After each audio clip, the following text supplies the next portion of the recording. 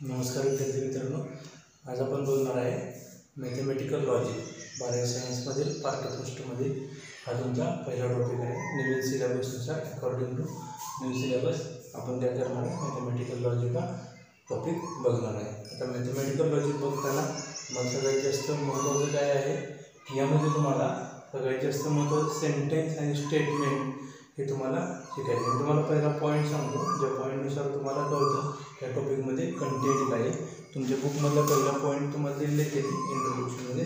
Best स्टडीमध्ये काय दिलं तुम्हाला, पहिला पॉईंट आहे statement and it's a truth value. Second point काय, लॉजिकल कनेक्टिव्ह.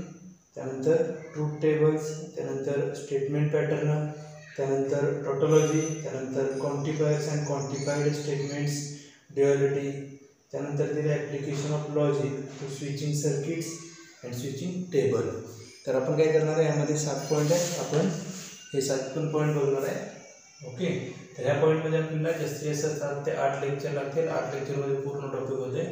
आपण या सिरीजमध्ये 12वी सायन्सच्या आपण ह्याप्रमाणे आपण घेणार आहे. पहिला लॉजिक घेणार, त्यानंतर स्ट्रेट लाईन, त्यानंतर LPP, त्यानंतर वेक्टर आणि त्यानंतर ट्रिगोनोमेट्री फंक्शन. ओके, तर आपण सुरुवात करूया टॉपिकला. टॉपिकची सुरुवात जी बेसिक पॉईंट आहे आपला, यामध्ये आपण शिकतोय काय, स्टेटमेंट.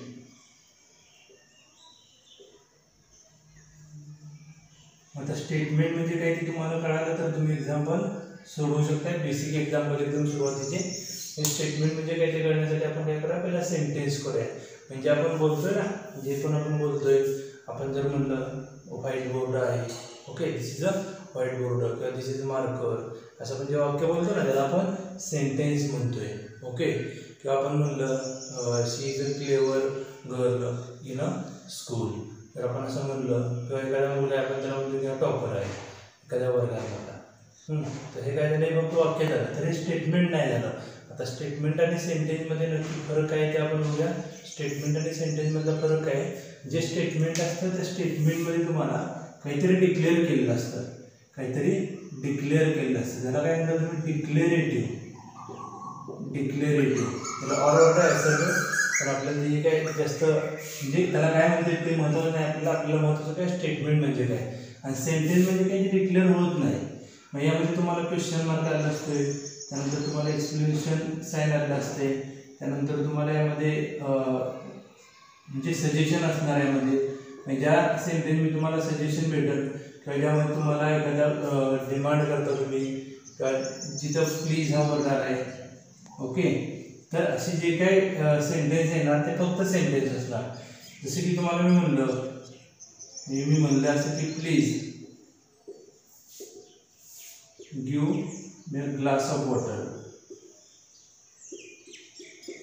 मग यामध्ये काय आहे, तुम्हाला विचारतात की सेंटेन्स आहे का स्टेटमेंट आहे. बोर्डला पण विचारत नाही, बेसिक आहे फक्त.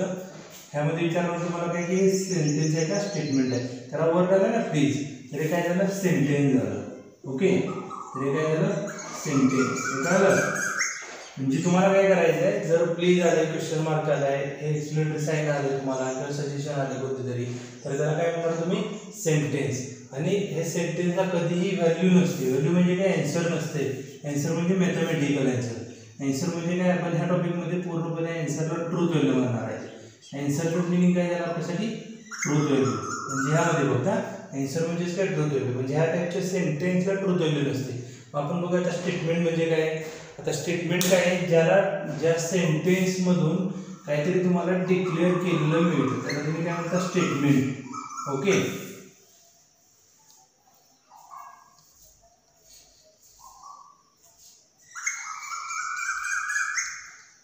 तर स्टेटमेंटमध्ये काय म्हणता तुम्ही, याला एक ट्रूथ व्हॅल्यू आहे, त्याला काय म्हणता तुम्ही, ट्रूथ व्हॅल्यू. Truth value. आता ट्रूथ व्हॅल्यू म्हणजे काय, नक्की एकतर ते ट्रू असेल किंवा फॉल्स असेल. काय असणार, एकतर ट्रू किंवा ते फॉल्स असणार. त्याला काय म्हणता तुम्ही, ट्रूथ व्हॅल्यू. हे काय केलं, डिक्लेअर केलं आपण ते स्टेटमेंट करेक्ट आहे का रॉंग आहे. म्हणजे ट्रू असेल किंवा फॉल्स असेल, दोन्ही पण असेल तर त्याला ट्रूथ व्हॅल्यू म्हणणार. असं नाही की यामध्ये ट्रूथ आलं म्हणजे ते फक्त ट्रूच असणार आहे. ओके, ट्रू आणि फॉल्स दोन्ही पण आहे म्हणजे काय झालं, ट्रूथ व्हॅल्यू झाली. मग आता हे कळतं कशावर की ट्रूथ व्हॅल्यू कोणते आहे. जे युनिव्हर्सल ॲक्सेप्टेड आहे त्याला आपण फक्त सांगू शकतो ट्रूथ व्हॅल्यू काय. जसं मी तुम्हाला म्हणलं, all angles of an equilateral triangle are 60 degree. बरोबर. मी काय म्हणतोय, सगळे अँगल जे काय असणार इक्विलॅटरल ट्रायंगलचे ते 60 डिग्री असणार आहे. विचार करा, इक्विलॅटरल ट्रायंगल आहे. इक्विलॅटरल ट्रायंगल म्हणजे काय असणार, त्यामध्ये ही साइड आणि ही साइड सगळ्यांची लेंथ सेम असणार. जर लेंथ सेम असेल तर अँगल पण सेम असेल. आणि अँगल किती आहे, 60 डिग्री आहे. अँगल 60 आणि याचा 60 डिग्री. म्हणजे आपल्याला कळालं नाही ट्रूथ व्हॅल्यू आहे. Truth value. आता ट्रूथ व्हॅल्यू काय झाली, जे आन्सर म्हणजे जे काही त्यांनी म्हणते ते बरोबर आहे का चुकीचं ते बघायचं. हे बरोबर असेल तर आपण काय करणार, टी लिहिणार. ओके. आता याला बुक मध्ये जे काय फॉर्मॅट दिले त्या फॉर्मॅट मध्ये कसं दिले, हे जे काय सेंटेन्स, हे जे काय स्टेटमेंट दिले त्या स्टेटमेंटला ते नाव दिले पी. आता पी नाव काय तुमचं, all angles of an equilateral triangle are 60 degree. म्हणजे काय सांगितले, पी फक्त नाव दिले. म्हणजे काय, तुम्ही जसं अगोदर एक्स मानत होता काय सांगता, आता पी म्हणले तर हे ट्रूथ व्हॅल्यू काय झाली, जी पण पी ची ट्रूथ व्हॅल्यू काय आली, टी आली. टी म्हणजे काय, ट्रू आलं. ओके. जर मी लहान साईज चेंज केला, चेंज मी काय करणार बघा. आता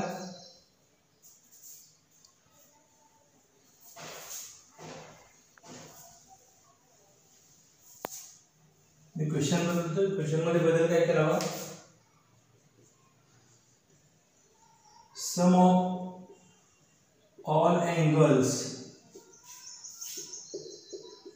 of a triangle is 200 degree असं मी लिहिले. आता हे काय झालं, मी स्टेटमेंट म्हणतोय का, तर हे जे स्टेटमेंट आहे त्याची ट्रूथ व्हॅल्यू आपल्याला सांगायची. ट्रूथ व्हॅल्यू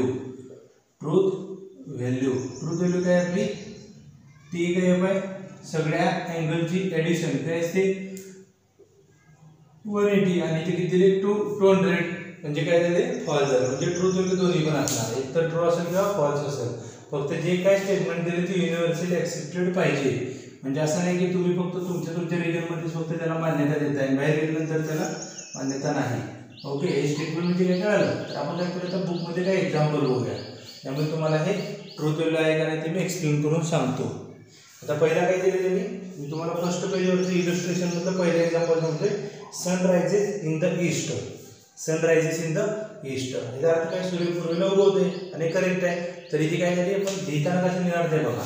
इथे पहिलं क्वेश्चन काय दिलं तुम्हाला, sun rises in the east. Sun rises in the east. मग तुम्हाला एक नाव दिलं का, पी. पी काय आहे, सेंटेन्सचं नाव आहे. कोणत्या, सनरायझेस इन द ईस्ट. म्हणजे पी ची ट्रूथ व्हॅल्यू काय झाली सांगा, ट्रूथ व्हॅल्यू झाली टी. ओके. त्या पद्धतीने तुम्हाला लिहायचं आहे. हे म्हणायचं सिम्बॉलिक. म्हणजे काय केलं आपण, पी ला सिम्बॉल मारले. ओके. जे सेंटेन्स दिले त्याला आपण, स्टेटमेंट दिले त्याला आपण एक सिम्बॉल दिले पी नावाचा. बुक मध्ये तुम्हाला पी किंवा आर दिसतील, तुम्ही कोणतेही देऊ शकताय. पी द्या, एकच दिलं, जरा 3 दिलं तर काय त्याच्या प्रमाणात देणार, पहिला पी नंतर किंवा नंतर आर. जर एकच दिलं तर तुम्ही काय करणार, क्यू पण म्हणू शकताय. ओके. तर काय झालं तुम्हाला, सनरायझेस इन द ईस्ट ची ट्रूथ व्हॅल्यू आली टी. त्यानंतर सेकंड दिलं तुम्हाला 5 × 2 = 11, ते तुम्ही सांगू शकताय ते फॉल्स आहे. त्यानंतर काय दिले, एव्हरी ट्रायंगल हॅज 3 साइड्स, ते तुम्हाला काय ट्रू आहे. त्यानंतर काय दिले बघा, नेक्स्ट पेज नंबर 2 वर दिले तुम्हाला, Mumbai is the capital of Maharashtra. आता हे काय ट्रू आहे. त्यानंतर काय दिले, every equilateral triangle is an equiangular triangle. Every equilateral triangle is an equiangular triangle. बघा मी इथे लिहून दाखवते, every equilateral triangle is an equiangular triangle. आता हे दिलेले आहे ना, तर आपण काय करायला नाव देऊ, पी, क्यू किंवा आर काय पण देऊ शकतो तुम्ही. पी नाव देऊ. पी नाव काय दिलं तुम्ही, every equilateral triangle is an इक्विअँग्युलर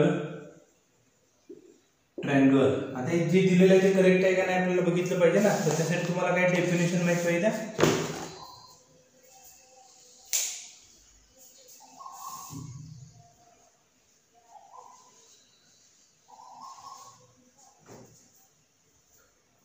definition म्हणजे काय, तुम्हाला इक्विलॅटरल ट्रायंगल म्हणजे काय माहित पाहिजे. आपण लास्ट एक्झाम्पल मध्ये बघितलं, आणि इक्विअँग्युलर ट्रायंगल म्हणजे काय माहित पाहिजे, ते पण आपण बघितले.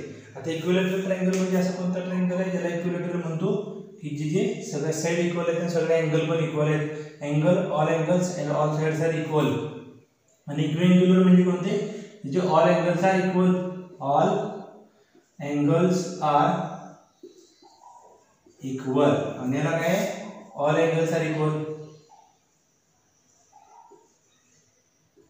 बरोबर. फक्त याची अजून एक कंडिशन काय, ऑल साइड्स आर इक्वल. हे काय झालं तुम्हाला, all angles are equal, all angles are equal. Condition satisfy होते ना. इक्विलॅटरल ट्रायंगलचे सगळे अँगल इक्वल असेल आणि इक्विअँग्युलरला फक्त अँगल्स इक्वल पाहिजे सगळे. तर हे काय झालं, आपली ट्रुथ व्हॅल्यूची P. करेक्ट. ओके. तर हे कन्सेप्ट तुम्हाला माहित पाहिजे लहान लहान. ह्या चॅप्टर मध्ये एवढंच बेसिक आहे आपल्याला की लहान लहान गोष्टी माहित पाहिजे. जसे जिओग्राफीमध्ये पण लहान लहान कन्सेप्ट असतील ते पण माहित पाहिजे तुम्हाला. ह्यामध्ये कसे लहान लहान. फक्त मी तुम्हाला अजून काय एक्झाम्पल देतो, एक्झाम्पलला तुम्हाला विचार करावा लागेल. आता पुढचे एक्झाम्पल काय त्यांचं, a natural number is an integer. Example काय बघा, a natural number is an integer.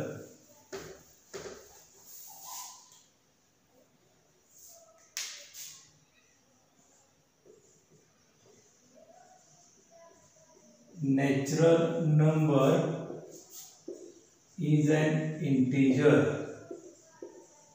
हे एक्झाम्पल आहे आपलं. एक्झाम्पल काय, natural number is an integer.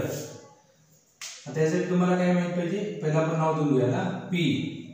Natural number is an integer.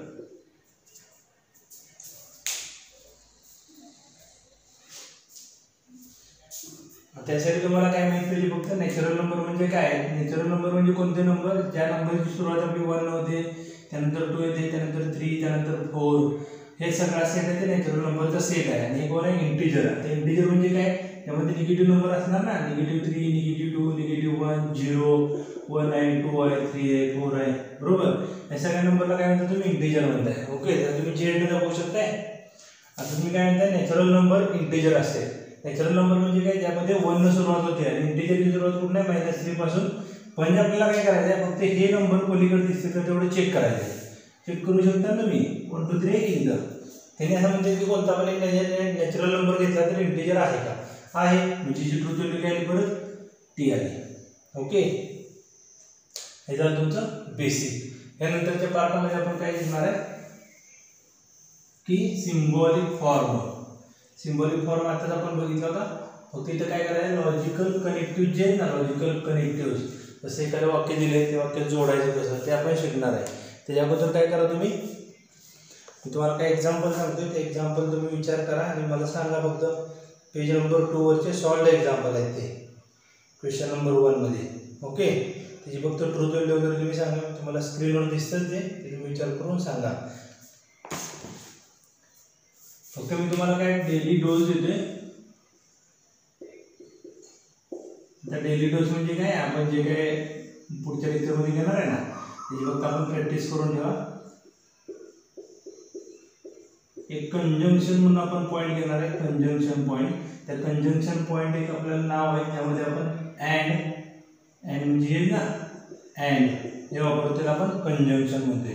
आणि कंजंक्शनची एक नोट आहे, टी अँड टी आलं तर तुम्ही टी म्हणा, टी अँड टी आलं तर. या कंजंक्शनला एक सिम्बॉल आहे, ते सिम्बॉल आहे आपला हे उलटा व्ही. तर तुम्ही असं पण लिहू शकता, कंजंक्शनमध्ये सिम्बॉल असा ए अँड. ओके. हे झालं कंजंक्शनचा सिम्बॉल.